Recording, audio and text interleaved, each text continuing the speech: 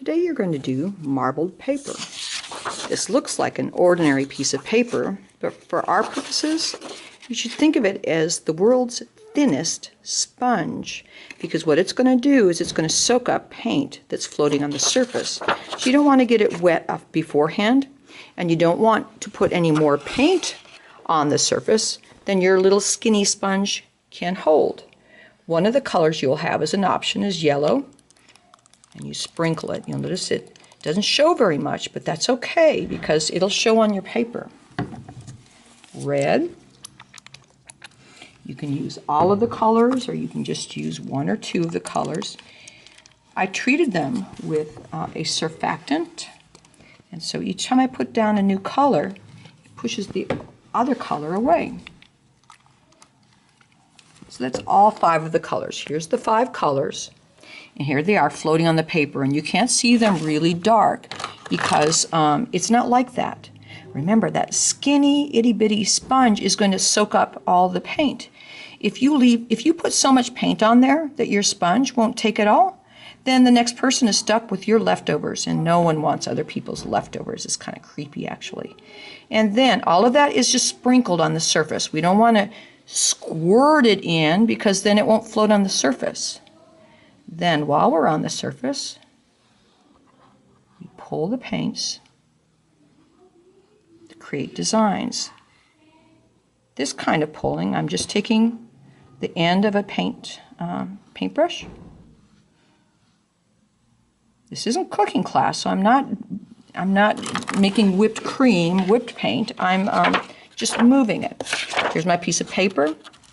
I set the piece of paper on top, and it's doing its job of soaking up the leftover color. And when I pick it up, it looks like that. You need to rinse it. This is just water, nothing more than water. And then for the celebration of the arts, you're welcome to take that with you right then today. That's just taking the paintbrush, but you can do other things too. Again, you don't want to see it really black and dark, and you don't want to squeeze the paint. You're shaking it like a salt shaker. Shake, shake, shake, shake, shake, shake.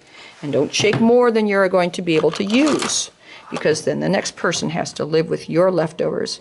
Here's a pick. I can get some really nice effects with that. And again, we're not cooking, so we don't want to turn it into whipped cream. We have all the primary colors there. So if we take all of those and just mix them up, we're going to get an ugly brown. We want to pull the colors. Here's my piece of paper. I'm just setting it on top. And there you can actually see that my paper, also known as a sponge for this activity, has soaked up the water. And in the process of soaking up the water, it also picked up the paint. So we'll rinse that off. If you don't rinse it off, it leaves kind of a gluey surface.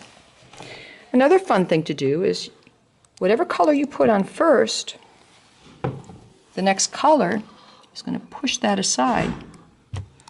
I'm not even really shaking it now. I'm just letting the paint drop in. And it doesn't show very much, and that's okay. It doesn't have to show a lot on the carrageenan. That's that seaweed soup down there. What it needs to show a lot on is your paper. And you don't want to have so much that it doesn't show. A really showboat thing to do is to zigzag. I'm going to go back and forth, back and forth. And then if I really want to showboat, I can do that again. It's all about the surface, so we don't want to do things that are going to knock it so that it falls to the bottom, because nothing that goes to the bottom of that carrageenan soup is going to show, and that's not good. Here's my back and forth zigzaggy motion.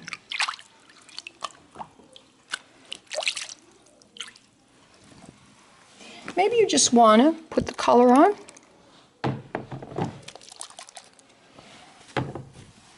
Shake, shake, shake. Shake. shake it up. Shake it up. You can see that it spreads more as time goes on. There's a little air pocket. It's very thin and filming.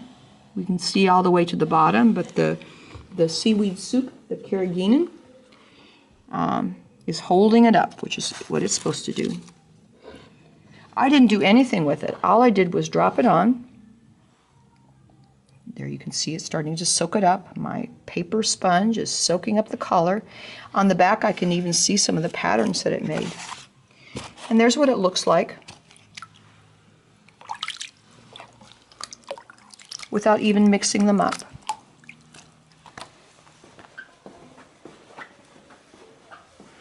There's the first one I made, and I took a paintbrush and swirled it. The second one, I took the pick and pulled a few, or maybe that was the pick. This is where I did the zigzag, and here's, I just dropped it, and that was all I did. So try as many as you have time for, as many as there is materials for, and see what you can come up with.